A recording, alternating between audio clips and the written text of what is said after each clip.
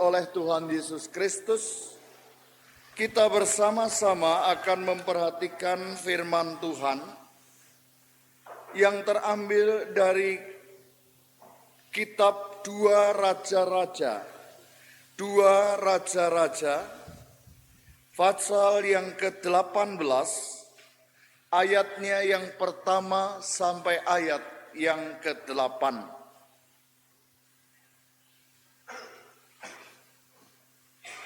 Dua Raja-Raja, pasal yang ke-18, ayatnya yang pertama sampai ayat yang ke-8.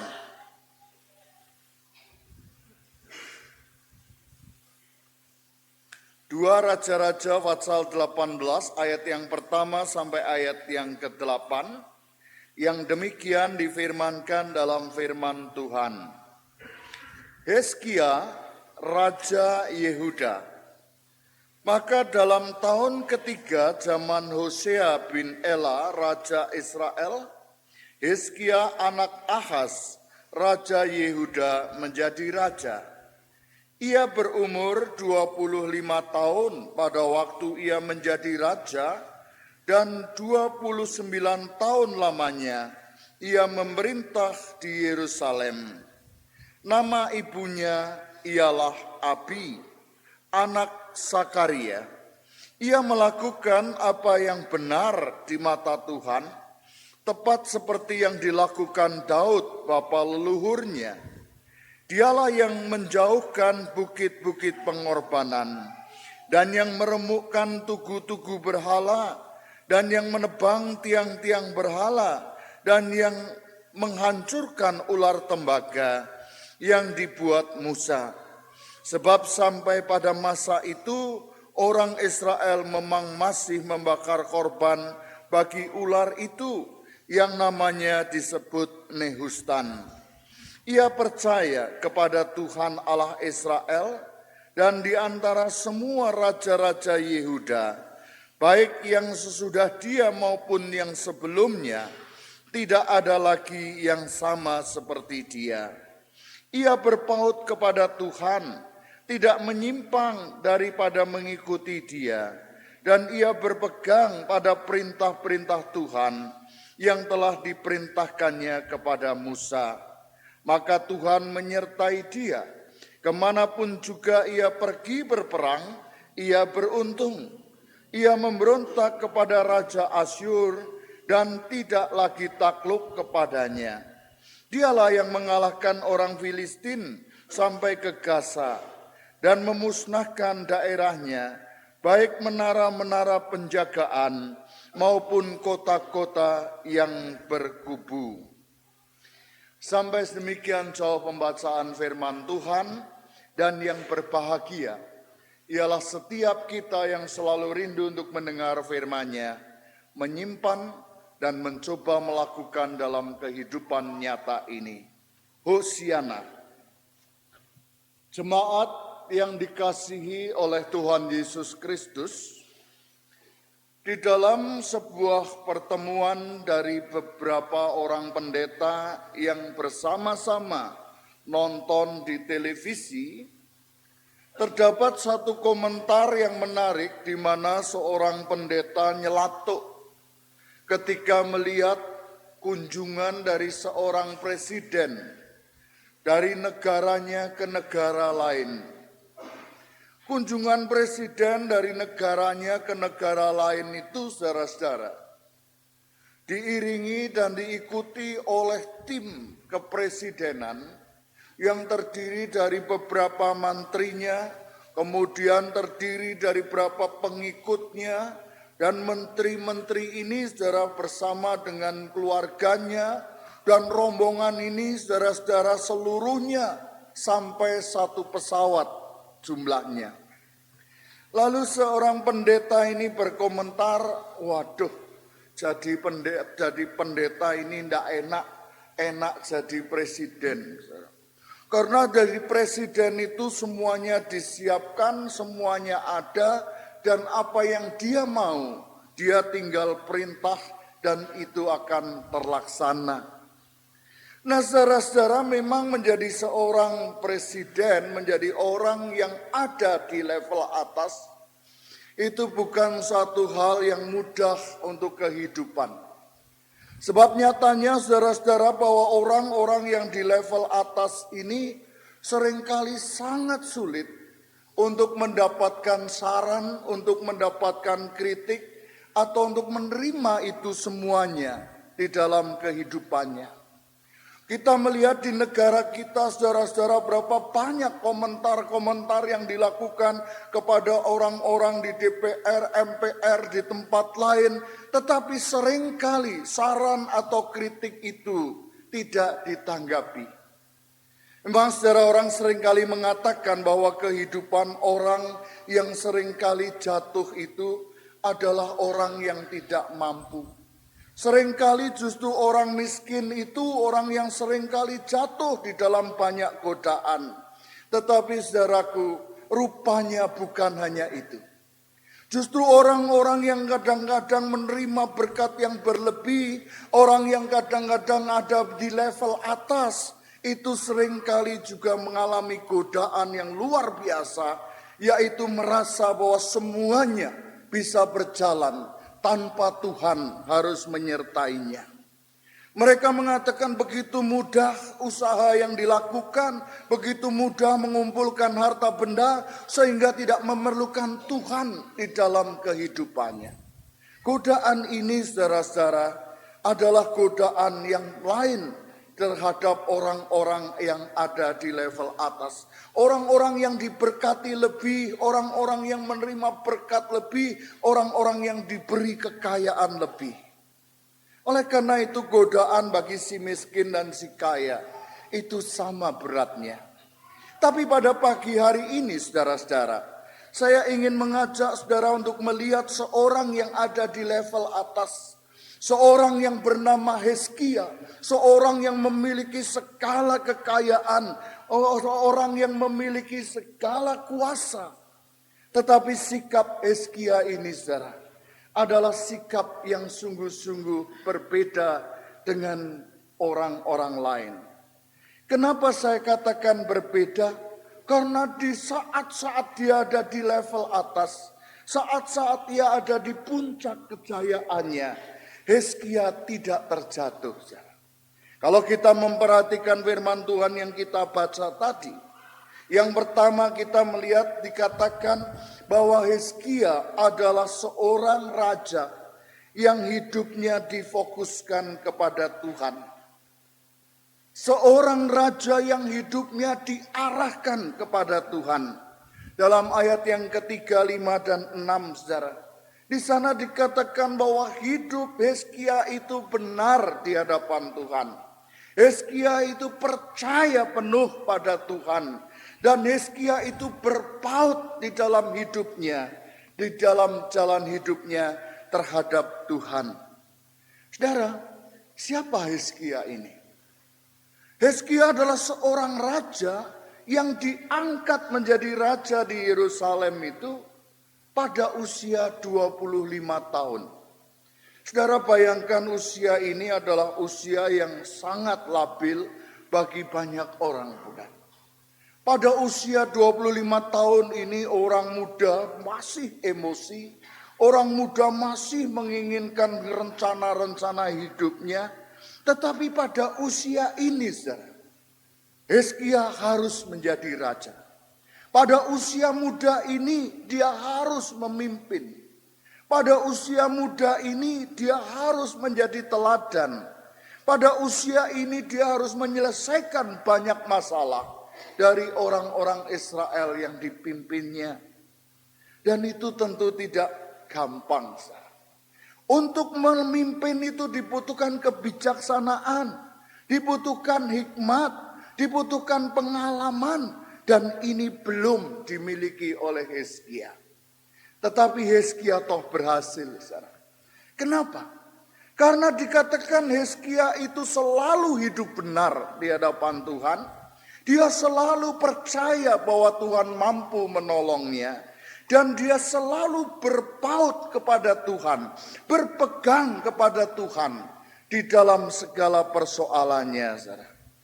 Saudara-saudara yang dikasihi oleh Tuhan Yesus Kristus, peristiwa yang paling berat yang dihadapi oleh Hizkia Raja Muda ini adalah kecenderungan dari orang-orang Israel itu untuk menyembah berhala-berhala.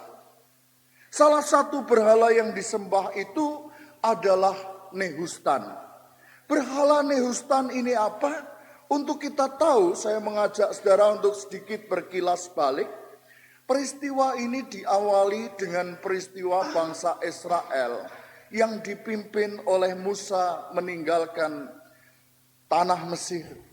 Dan di dalam perjalanan di gurun, saudara, dikatakan bahwa suatu ketika Tuhan begitu marah terhadap perbuatan orang Israel. Dan oleh karena kemarahan Tuhan ini, Tuhan mengirimkan banyak ular tedung. Beribu-ribu ular tedung dilepaskan di tengah-tengah bangsa Israel. Sehingga banyak orang Israel yang terpagut ular tedung. Nah, mereka semua mengatakan bahwa ini adalah hukuman dari Tuhan. Dan benar, saudara, satu persatu mereka yang dipagut meninggal. Satu persatu mereka yang dipagut ular tedung dalam waktu yang singkat mati. Lalu mereka mendatangi Musa dan mengatakan, Musa, tolonglah sampaikan kepada Allah supaya Allah kita itu peduli terhadap kita. Lalu saudara Musa menaikkan doanya dan Musa mendapatkan jawaban dari Tuhan. Musa, buatlah sebuah patung, buatlah sebuah ular dari tembaga. Dan namakan ular itu Nehustan. Kemudian ular tembaga itu, ular patung tembaga itu, taruhlah di atas tongkat, tusuklah dengan tongkat, dan angkatlah itu ke atas. Siapapun yang melihat ular itu, orang yang dipagut ular dan melihat ular tembaga itu, dia akan memperoleh keselamatan dan dia akan hidup. Saudara-saudara, ini dilakukan oleh Musa. Musa membuat ular tembaga dan dipasang di tongkat dan diangkat, dan ular tembaga inilah yang dinamakan Nehustan. Dan benar orang-orang yang memandang ular tembaga ini sembuh. Lalu saudara-saudara, mereka sungguh-sungguh mensyukuri dan mengatakan luar biasa. Mereka tidak tahu bahwa ular tembaga ini sebenarnya adalah lambang nubuatan akan Yesus Tuhan. Di mana akan menubuatkan bahwa Yesus Tuhan yang diangkat di atas kayu salib. Yesus Tuhan yang dipakukan di atas kayu salib. Dan siapapun orang yang memandang dia dan percaya kepadanya, dia akan memperoleh keselamatan. Tetapi orang Israel tidak berpikir lagi jauh ke sana. Mereka hanya melihat bahwa ular tembaga itu, Nehustan itu dapat menolongnya. Maka saudara-saudara, mereka mulai memuja ular tembaga itu. Mereka menyimpan, mereka memuja, mereka memberikan kembang-kembang di sana, memberikan korban bakaran pada ular itu. Dan sampai kepada zaman Hizkia, perbuatan itu masih dilakukan, saudara. Nah, di dalam situasi itulah Hizkia berada. Dan saudara-saudara, kehidupan yang demikian ini, kehidupan yang tidak setia dari banyak orang Israel ini yang dihadapi oleh Hizkia. Tapi apa yang dilakukan Hizkia? Hizkia tidak ikut kepada orang Israel. Semua atau banyak orang Israel menyembah kepada Nehustan. Tetapi dikatakan di dalam firman ini, Hizkia tetap berdiri, tetap percaya, tetap berpaut kepada Tuhan. Inilah kehebatan daripada Hizkia, saudara. Dia tidak keli, dia tidak kintir, dia tidak terhanyut dengan keadaan bangsanya. Kalau dia mau menjadi raja yang ikut bangsanya, karena semua nyembah Nehustan, dia ikut nyembah Nehustan, tentu dia lebih didukung. Tentu dia akan lebih dipilih oleh rakyatnya. Tetapi justru Hizkia berani tampil beda. dalam situasi itu. Dia berani tampil beda dengan tetap berpegang kepada Tuhannya. Dia tetap setia kepada Tuhannya. Pikirannya, hatinya itu difokuskan hanya kepada Tuhan. Dan dia tahu bahwa hanya kepadanya saja dia boleh berpegang dan tidak meninggalkan Tuhannya. Saudara-saudara, inilah suatu hal yang menarik yang muncul dalam diri Hizkia. Walaupun arus dunia itu berbeda, walaupun arus dunia itu tidak sama, tetapi saudara, Hizkia ini tetap memegang Tuhan di dalam kehidupannya. Saudara yang dikasihi oleh Tuhan Yesus Kristus, apakah kita sebagai anak-anak Tuhan juga melakukan hal yang dilakukan Hizkia? Apakah kita tetap di dalam kehidupan ini melihat bahwa Tuhan itu adalah segalanya? Apakah kita di dalam kemiskinan kita melihat bahwa Tuhan sebenarnya adalah Tuhan yang tidak pernah mau meninggalkan anaknya? Di dalam kekayaan kita, dalam berkat kita yang berlimpah, apakah kita juga melihat bahwa sebenarnya Tuhan yang berkarya banyak di dalam kehidupan kita? Dan yang kedua dari kehidupan Hizkia ini, saudara, Hizkia di sini tidak hanya berhenti kepada berpaut pada Tuhan. Hizkia tidak hanya berhenti bahwa saya memiliki iman, tetapi yang dilakukan Hizkia lebih dari itu, saudara. Yang dilakukan Hizkia apa? Hizkia begitu peduli terhadap iman orang lain. Hizkia begitu peduli terhadap keadaan dan keberadaan orang lain. Hizkia dengan segala berkat yang dimiliki, dengan segala kekayaan, dengan segala kuasa yang dimilikinya, dia sangat peduli terhadap keberadaan iman orang lain. Saudara-saudara, apa yang saya katakan ini diwujud nyatakan memang oleh Hizkia di dalam situasinya. Ketika dia melihat orang-orang Israel makin jatuh, ketika dia melihat orang Israel imannya makin hancur, Hizkia melakukan satu tindakan yang luar biasa, yaitu dia menghancurkan semua berhala yang ada di Israel. Dia menghancurkan tiang-tiang berhala. Bahkan yang terakhir dikatakan, dia menghancurkan Nehustan yang dipuja-puja itu. Dia menghancurkan semuanya agar orang-orang Israel tidak hidup tersesat. Saudara, luar biasa bukan kehidupan dari Hizkia. Kadang-kadang di dalam hidup ini, saudara-saudara, apakah kita juga melakukan seperti Hizkia? Kadang-kadang banyak kita tidak peduli terhadap iman orang lain. Kadang-kadang kita tidak mau tahu terhadap iman orang lain. Ketika kita hidup baik di hadapan Tuhan, ketika kita hidup dalam pengabdian, kita hidup dalam kehidupan bersama Tuhan, kita tidak peduli orang lain. Sudahkah kita mempedulikan sama kita? Sudahkah kita pernah bertanya ketika orang lain berbohong? Ketika di depan kita orang lain mengatakan kata-kata yang penuh dengan tipu daya, pernahkah kita mengingatkannya? Pernahkah kita saudara-saudara melakukan tindakan ketika orang lain, saudara seiman kita melakukan tindakan yang melanggar prinsip-prinsip Kristiani? Pernahkah kita mengingatkan ketika orang lain itu melakukan perbuatan yang tidak Tuhan kehendaki? Ketika orang lain itu dengan diam-diam datang ke dukun, dengan diam-diam datang ke suhu, dan kita tahu, pernahkah kita mengingatkan mereka? Pernahkah kita berpikir dan mencari tahu kenapa saudara kita ini tidak kunjung ada, tidak kunjung hadir dalam kebaktian? Di mana saudara kita? Apakah kita peduli ketika iman saudara kita goyah? Ketika mereka tidak datang ke gereja, ketika mereka mencari keselamatan ke tempat lain, ketika mereka lari-lari ke persekutuan, ketika mereka mencari-cari Tuhan di luar yang sebenarnya Tuhan nyatakan. Saudara-saudara, Hizkia peduli. Dan kepedulian Hizkia ini, saudara-saudara, hendaklah mengingatkan kita bahwa kita memiliki saudara. Kita memiliki saudara seiman dan kita seharusnya peduli dan mempedulikan mereka. Memang di dalam kehidupan, saudara, seringkali ego kita, keegoisan kita, kerasa diri sendiri itu penting. Kita seringkali hanya berpikir untuk diri sendiri.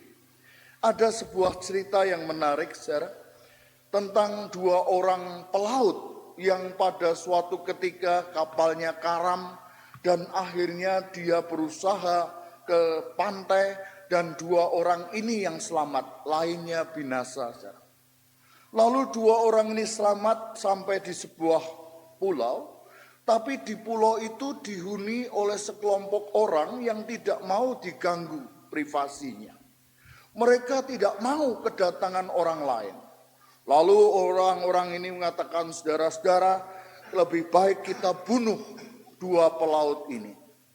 Lalu dua pelaut ini mengatakan, waduh Tuhan, jangan Tuhan, tolong kami sungguh-sungguh kami minta tolong, beri kami hidup. Apapun yang kau telah lakukan, kami akan kerjakan, tapi jangan bunuh.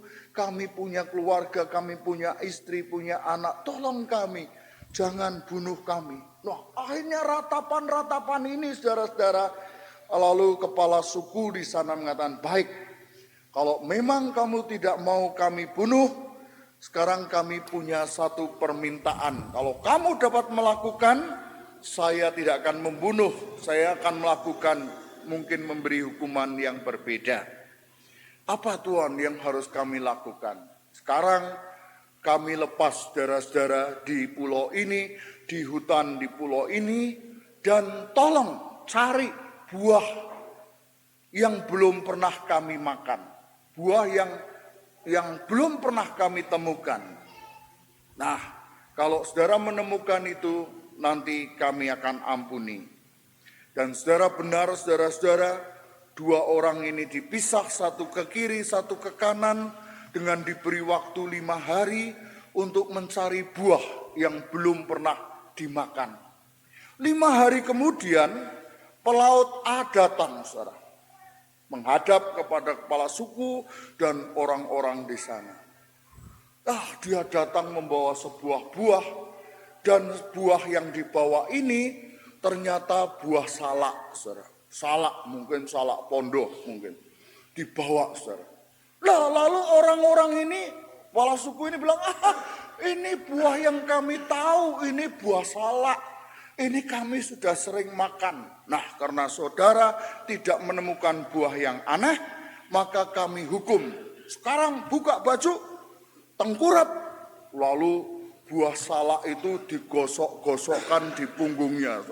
Waduh, sakit, waduh. Sudah bayangkan duri-duri salak itu digosok di punggung si pelaut A itu. Nah, ketika dia sedang digosok-gosokkan dengan duri salak itu, saudara, dalam keadaan tengkurap, dia melihat temannya dari jauh datang, si pelaut B. Lalu dia ketawa, wah. Semua orang kaget, kenapa dia ketawa, saudara? Ketika dia melihat, orang-orang melihat pelaut B itu datang bawa duren, saudara. Wah, si Pak A ini, pelaut A ini, bayangkan digosok sama salak saja sakitnya ndak karuan, ini dibawakan duren. Nih kalau digosokkan di punggungnya kayak apa? Jadi di tengah sakitnya dia ketawa, mati on, mati kamu. Oh, saudara-saudara, dan akhirnya saudara, tentu kisah ini berlanjut dan ini sebuah kisah cerita saja. Tapi apa yang saya mau katakan melalui ilustrasi yang ringan ini? Saya mau katakan, saudara, manusia pada dasarnya cenderung bersyukur untuk penderitaan orang lain. Ketika kita tidak menderita seperti orang lain, kita bersyukur. Saudara lihat dalam banyak kesaksian, Oh, saya naik Argo Dwi Pangga. Wah, keretanya balik. Wah, di dekat saya orang mati. Ada 3 orang mati semua. Saya tidak mati, puji Tuhan. Tuhan mengasihi saya dengan membunuh 3 orang itu. Puji Tuhan, saudaraku. Ini yang terjadi, bukan? Jadi kita senang ketika orang lain menderita. Itulah manusia, itulah ego kita. Jangan saudara berpikir bahwa orang lain akan ikut menangis bersama saudara. Banyak orang yang menyatakan itu tetapi tidak melakukan. Saya sering kali mengatakan, saudara, lihatlah di kuburan. Lihatlah di tempat perkuburan, seharusnya saudara melihat itu. Ketika saudaranya menangis, ketika suaminya menangis, istrinya menangis, orang tuanya menangis untuk anak yang mati, untuk ini. Apa yang terjadi di ujung sana, di ujung sini? Orang tersenyum, orang tertawa, dan orang bersendau gurau. Inilah manusia. Tetapi saudaraku, Tuhan bukan Tuhan yang demikian. Tuhan yang diajarkan dan Tuhan yang dilakukan, Tuhan yang nampak dalam kehidupan ini. Bukan demikian. Justru Tuhan yang mengajarkan dan mengajarkan kepada anak-anaknya termasuk kepada Hizkia adalah Tuhan yang mengatakan, ingatlah akan orang lain. Ingatlah bahwa saudara tidak mungkin hidup sendiri. Ingatlah bahwa saudara punya saudara. Pedulilah untuk itu. Dan itulah juga makna Natal yang kita hayati dalam beberapa waktu ini. Pada minggu Advent ini kita mengingat, saudaraku, bahwa Tuhan mau turun ke dunia ini karena Dia peduli. Karena Dia mau menolong kita. Kalau Tuhan tidak peduli, Dia akan ada di sana. Dia akan ada di sorga. Dan Dia akan duduk dengan sukacitanya, bukan turun ke dalam dunia ini. Saudara-saudara, adakah kerinduan kita untuk bisa berbuat dalam keadaan kita?